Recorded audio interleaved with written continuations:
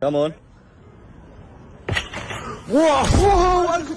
I truly resent the fact that the BICAM is being hostaged by the Secretary of the Department of Public Works and Highways. At kung tunay na wala kayong tiwala sa sino mang district engineer, hindi po ako abogado ng Public Works, dapat tanggalin na lang ninyo lahat kasi pinapadagdagan mo yung budget, tapos yung mga mag-i-implement, wala kang tiwala, ano naman kami? Susunod sa iyo na kayo mismo walang tiwala sa isa't isa? Tama ba yun?